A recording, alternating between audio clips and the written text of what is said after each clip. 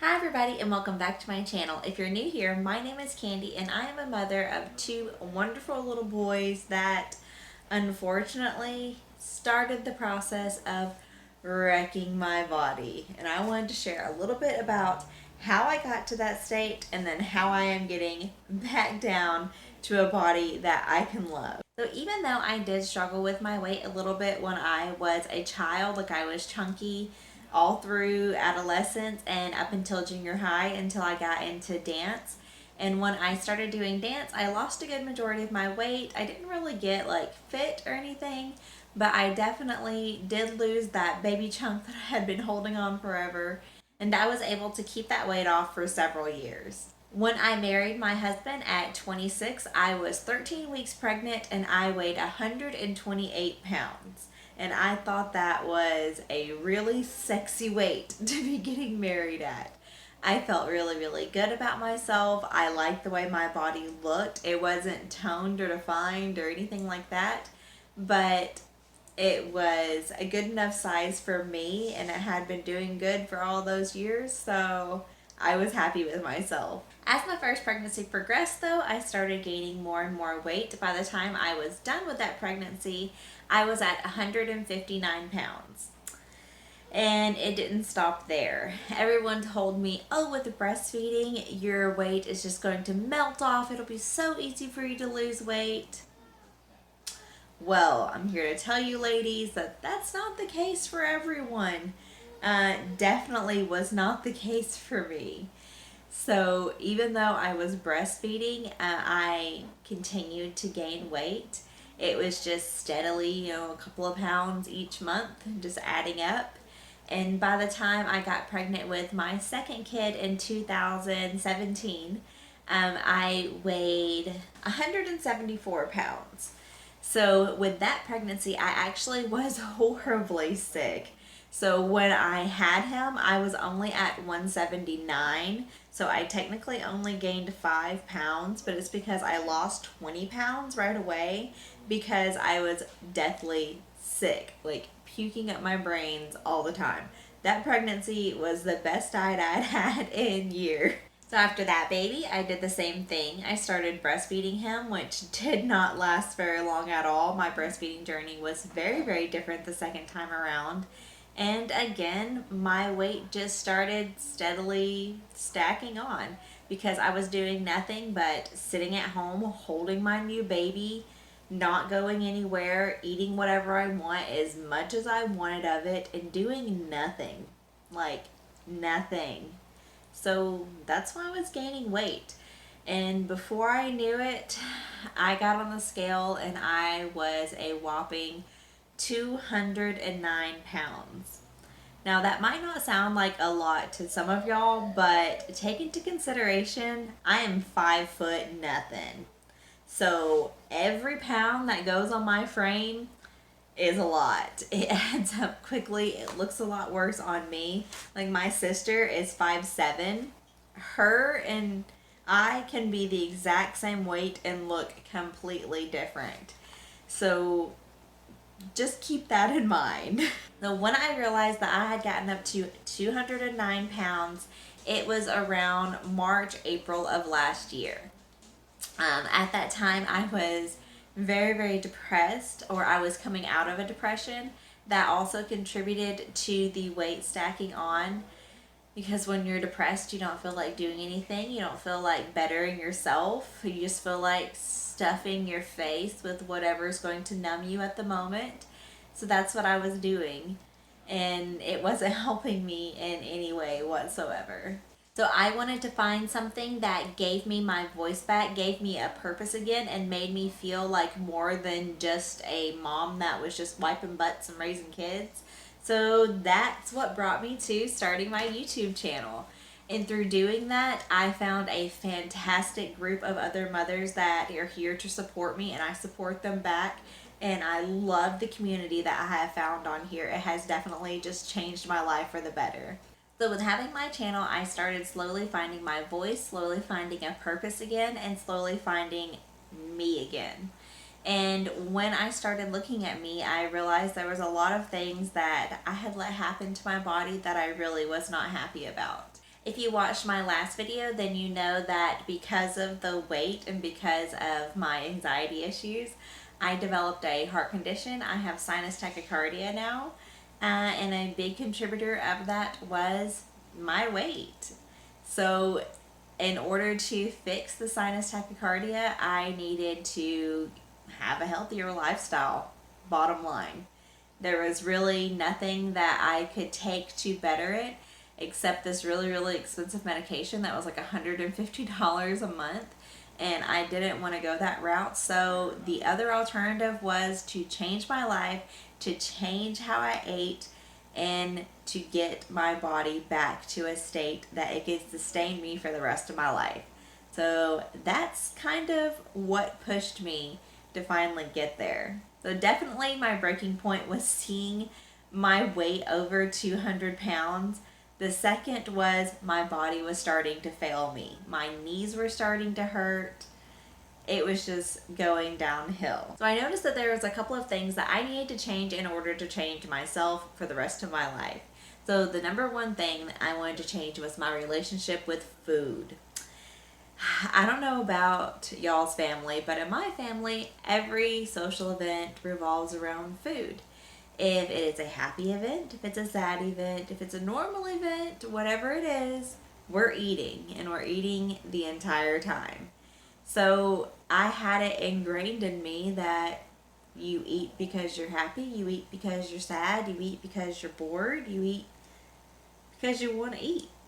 And I think that's what a lot of my issues stem from. And also, I have a little bit of a binge eating problem. And I know that that took me a long time to realize what it was, because I also in my family, we don't talk about like mental problems or anything like that. And binge eating, I didn't realize was something that I was almost taught from an early age. Like we would have like girl movie nights, and my mom would go and get all kinds of candies and sweets and popcorns and soda pop and everything, and we would sit down and make ourselves sick eating all of that stuff and watching our movies, and we called that a good time. And it wasn't. It made me feel like crap. It made me view food in a negative way. So yeah, I needed to change that kind of stuff. So I started looking at food differently. I stopped looking at it as something to constantly keep me full and satisfied and a good taste in my mouth, and I started looking at it more as fuel. Fuel that is going to make my body do the things I want it to do.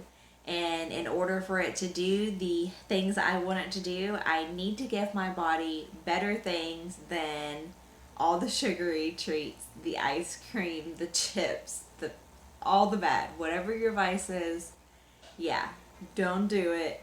Your body needs good, healthy ingredients where you can get the output out of your body that is going to get you to your goal. So the main point of that is food is fuel, not comfort. And a big step in that was realizing that social events did not have to revolve around food.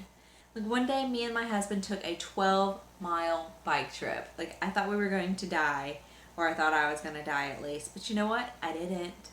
And that was a really, really fun day. And so we started doing dates that are like that, like going to the beach. And, if we happen to be hungry while we're there, then we can eat. But it's not like we're meeting for lunch and hanging out for lunch, It's just finding other things to do that the main focus is not food. I also wanted to start eating because I was hungry, not because I wanted it.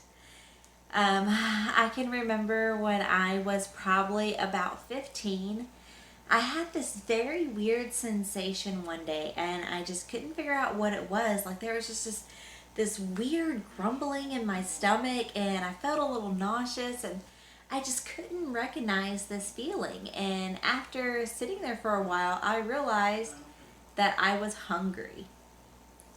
I had been full for so long that I had forgotten what it felt like to be hungry. And that was a wake up call when I was younger at that size. But I always tried to remember that once I forgot what it felt like to be hungry because I was just full all the time. So now I listen to those hunger cues. When I actually feel hungry, I drink a glass of water first and then I eat if I am still hungry after that, where I know it is true hunger and not me just being bored and wanting something tasty in my mouth. I think my biggest struggle still is with the binge eating, and it is like little sweets or ice cream or like little chocolates or something like that. Like I can go in there for one piece and before I know it I have blacked out in the doorway of the refrigerator and I have eaten every single piece of chocolate I have stashed in there over the last couple of months and been so good about trying not to eat. I mean, I still fail sometimes. I think the biggest change that I have made now is when I do fail like that, I don't beat myself up about it. And I try to stop myself before I get too far into the binge eating where I just feel awful. And also, I tell myself this does not mean that every bit of your hard work is derailed. And that's what I would do in the past, be like, oh, well, I have no self-control. I messed up, so might as well give up completely because, I have ruined all the hard work and progress that I've made because I ate 5 chocolate bars. And I really didn't. It was just a moment of weakness and we can move past it, and I learned from it every single time. And my binges have gotten further apart. And also, when I do binge, I catch myself a lot faster too. Also, in doing that, I do not restrict myself from those foods that I do binge on. I keep them in the house because I have found that if I don't have just that little bitty bit to get that taste sometimes out of my brain, not even out of my mouth or just in my mouth, but out of my brain, I just need that one little chocolate bar to make myself feel like I'm not being deprived, and then I can move on with my life and everything is fine. I just have to also have that restraint to not eat 5 of the chocolate bars and just have the one. So if you have struggles like that too, then try that. Don't go be like, okay, we're starting a new diet today. We're going to clear out the entire house. Everything bad's going. We're not going to have a single carb in the house. Nothing. Because guess what? The first time you have one of those really strong cravings, you're going to go out to Walmart and spend $100 in junk food, and you're going to eat it all because you've been going out with it completely. Instead, why don't you keep it in the house, learn restraint, and only have a little bitty bit of that salty, sweet, whatever goodness that you're craving, and then move on. Try that next time and see if it works. I don't think being in control of food and not letting food control you is a powerful thing. And that was probably the biggest thing for me to overcome, was knowing that I had the power and not that tub of ice cream. I did. Speaking of tubs of ice cream, did you know that a portion size of ice cream is like that? Like half a cup of ice cream is a serving size. Yeah. The first time I made myself a serving of ice cream, I was like, oh my god, that's like 4 bites. It's never going to be enough. It's never going to be satisfying. Who eats like that? That's just ridiculous. It's used to, I would have, a bowl like this, heaping over with ice cream with chocolate shell, all kinds of goodies, maybe a chocolate bar crumbled up on the top, just to make it extra fattening. But I tried my best to stick to it. I sat down with my one little serving of ice cream and enjoyed what I had of it. I ate it very slowly. I would get a little bitty spoon and just eat it slowly where I could savor every last drop, and eventually I got used to eating that small amount. And one day I really wanted ice cream. I was craving it, and I was on my period and just feeling like I needed it. And so I made myself probably like a serving and a half of ice cream, and you know what? I couldn't finish it. I was satisfied at eating half of the amount that I had made instead of eating the entire thing. And used to, I would have pushed myself to finish that bowl because of the taste and because of the endorphins that it was giving me, instead of finding that cue that, hey, you're satisfied with just what you have and you can move forward and feel good about yourself by putting the spoon down. So that's what I did. I started making small changes like that. I started doing portion control. I did not measure out everything. I'd say for about a month I measured out like how much 3 ounces of chicken look like and stuff like that. I didn't ever measure my veggies. I just like guesstimated, like if it looked about a cup, that was a cup of veggies. But like my meats and like my bad stuff, I did measure out for a while, where I could just like get into my head about like that is about what it's supposed to look like, and this is the normal amount, and this is what you're used to. So finding what portions really were, what serving sizes really were, blew my mind. Who eats 9 almonds? No, you eat the entire freaking thing. But you know what? Once you get used to having just that little serving, 9 almonds is almost hard to choke down sometimes. Another small change that I made was, instead of having mac and cheese with every single dinner with the rest of my family, I would have steamed vegetables or a salad or something like that. I would not have the fattening, delicious, carb loaded, whatever side that I was giving the rest of my family. I would have a smarter, sensible choice, mainly vegetables. I hardly ever ate vegetables before. It was like, corn on the cob every once in a while. And that's about it. So I really started taking in more vegetables and started controlling the amount of protein that I was taking in as well. And the last big thing that I wanted to implement in my life was movement. Like I said before, I was just sitting there all day long with a kid attached to my boob, the other one making messes, just sitting there all day long. And if I did play with the kids, I was sitting on the ground playing with them, not doing anything. So a task that I set for myself was to do some kind of movement every single day. Even if it was walking laps around the backyard as the kids played, or actually getting on the trampoline with them and jumping while they played. Anything like that. Cleaning my house. Anything to get me moving and to get my butt off of the couch, because that's where I had been stuck for about 9 months. So it took me about 9 months to gain 30 pounds after my second kid, and it's taken me about 9 months to lose a little bit more than that. So I am very proud to say that as of right now, 9 months from when I started all of these changes, I am down 43 pounds. So since losing those 43 pounds, I feel exponentially better. So I wanted to talk about some of those differences from 209 pounds to 166 pounds. So first of all, when I was that big, I was constantly out of breath. Some of this was from the sinus tachycardia, but a lot of it was all that weight was smothering me. So along with not being able to breathe, I was tired all the time. I felt like I could not do anything or I was going to stroke out.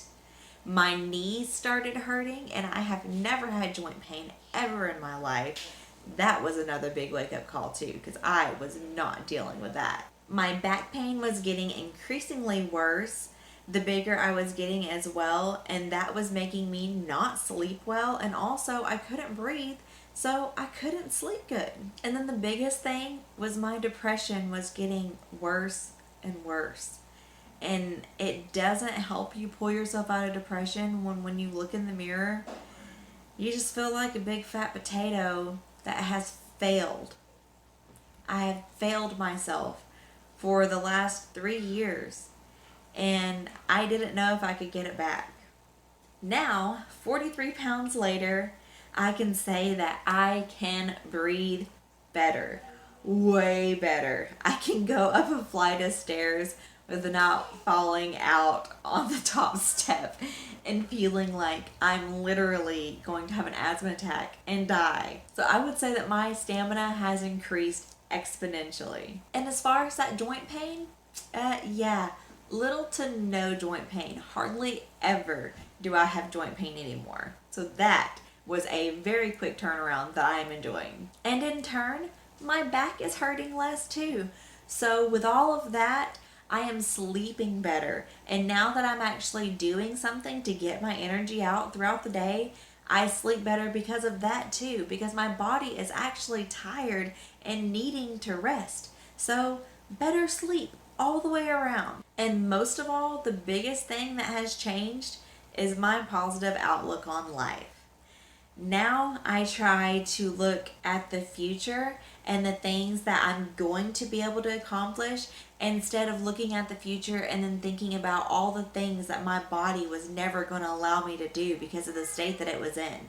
All the things that I was being held back from doing because I thought that I was too unhealthy to do them and that I was going to literally die if I tried to do them.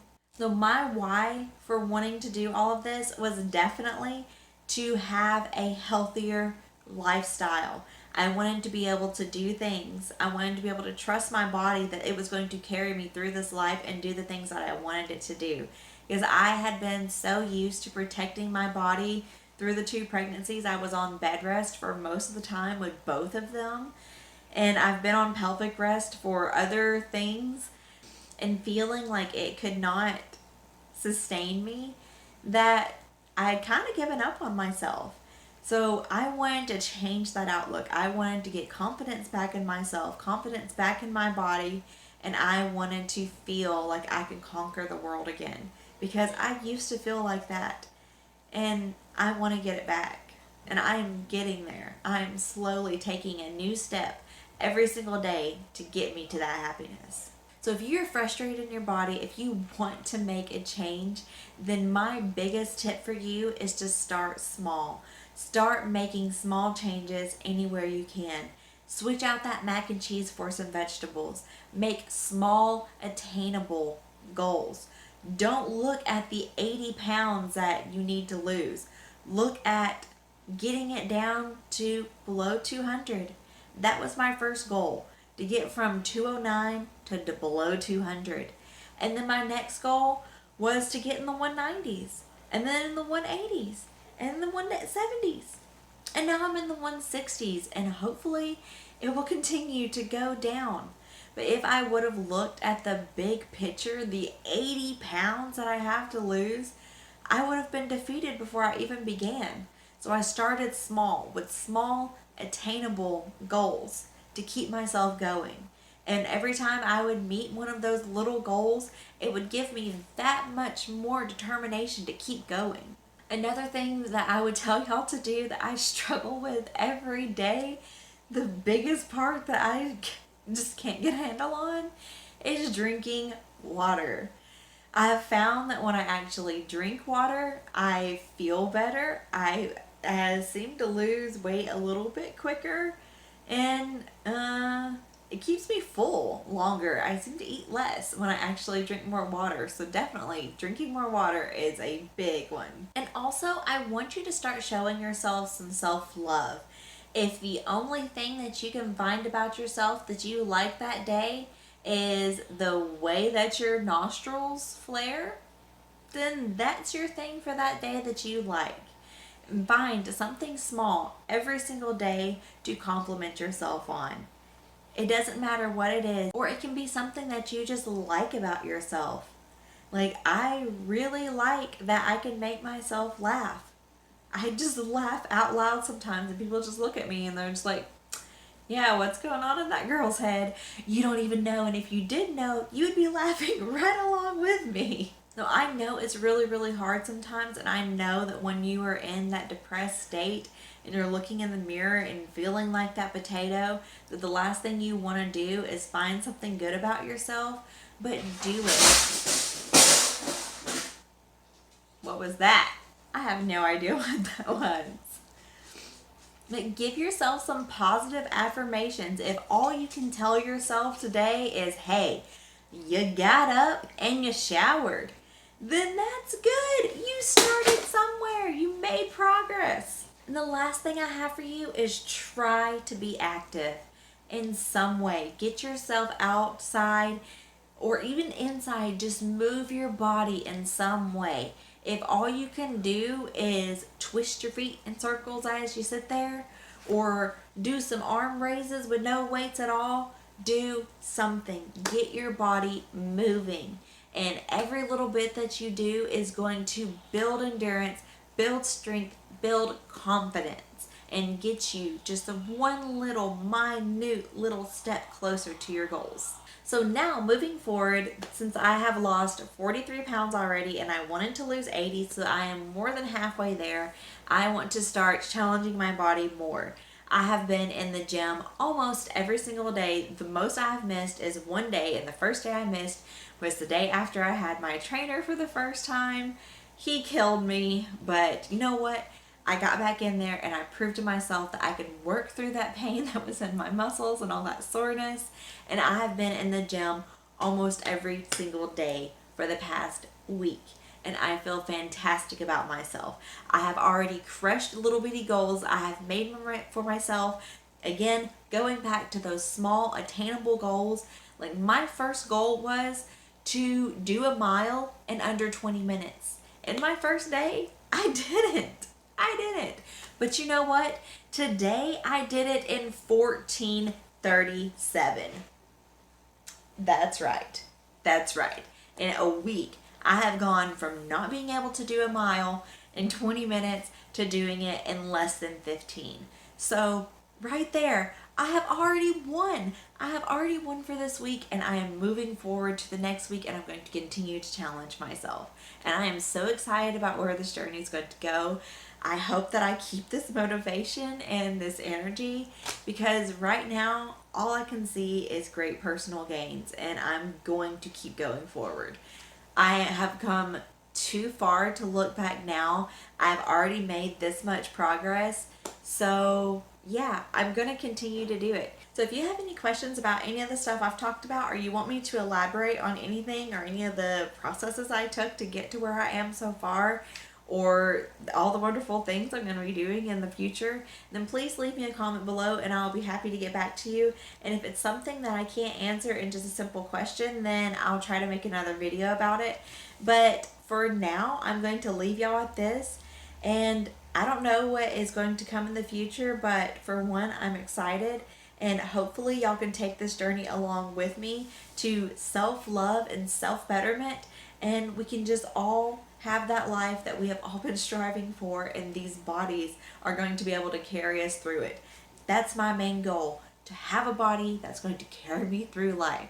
So if you're interested in seeing where this goes, then stick around, because we don't even know what's going to happen, but I'm excited for it. I don't really care, yeah. Calling me a mad woman, calling me a mad woman,